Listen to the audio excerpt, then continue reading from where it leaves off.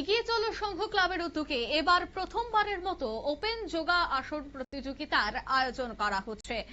এবারের এই চ্যাম্পিয়নশিপের আয়োজন করা হয় তথা শনিবার সারাদিন ব্যাপী প্রায় 130 জনের মতন প্রতিযোগিনীরা অংশগ্রহণ করেন।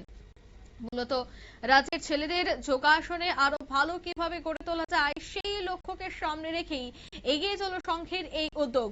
যোগা চ্যাম্পিয়নশিপ শেষে মোট 40 জনকে পুরস্কৃত করা হয়, প্রত্যেকটি বিভাগের 5 জন করে। এই বিষয়ে এগিয়ে চলো ক্লাবের সেক্রেটারি সুমন্ত গুপ্ত কি বলছেন শোনাবো। আন্তর্জাতিক যোগা দিবসকে সামনে রেখে যে যোগ করো সুস্থ থাকো এই স্লোগান আজকে সারা ভারতবর্ষ নয়, শুধু সারা পৃথিবী জুড়ে যোগাসনের কদর বেড়েছে।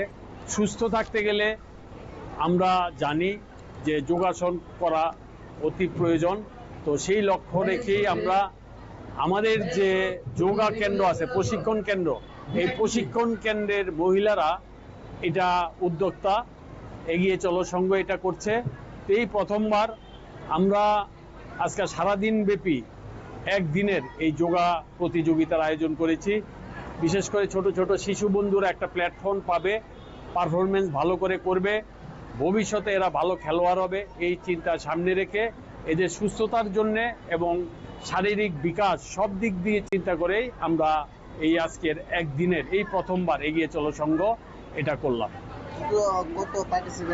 আমাদের এখানে আমরা যেটা ভাবিনি, সত্যি আমাদের প্রেস মিডিয়া যেভাবে এটা প্রচার করেছে, আমরা ভেবেছি খুব বেশি হলে 40-50 জন হবে, এটা 125 থেকে 30 জন আজকে হয়েছে, যেটা আমাদের ভাবনার বাইরে।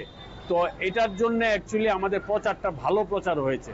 আমরা মিডিয়ার কাছে আবেদন করেছিলাম প্রচারের, সেই আবেদনে সাড়া দিয়ে মিডিয়া যেইভাবে প্রচার করেছে, যার জন্য আমাদের 125 থেকে 130 জন আরো আছে, কিন্তু আমরা আর পারছি না নেওয়ার জন্য, কারণ আমরা তাহলে এটা রাত 10টায়ও শেষ করতে পারবো না রেজিস্ট্রেশন করে।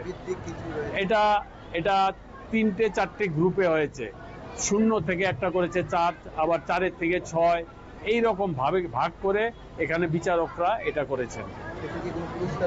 এখানে প্রত্যেকের জন্য পুরস্কার আছে এবং আমাদের আপনারা শুনলেন এখানে প্রত্যেকের জন্য পুরস্কার রয়েছে, প্রত্যেকটি বিভাগে 5 জন করে পুরস্কৃত করা হয় এবং যারা এখানকার টিম রয়েছেন মহিলাদের, তারা কিন্তু এই বিষয়টার অর্থাৎ ওপেন যোগা চ্যাম্পিয়নশিপটির তারা সম্পূর্ণ ব্যবস্থাপনাটাই করেছেন, আয়োজন করেছেন এবং আজকের এই অনুষ্ঠানে প্রায় কিন্তু দেখা গেছে যে 30 জন প্রতিযোগিনীরা অংশগ্রহণ করেন। নিয়ে নিচ্ছি ছোট্ট একটি বিজ্ঞাপন বিরতি, সঙ্গে থাকুন।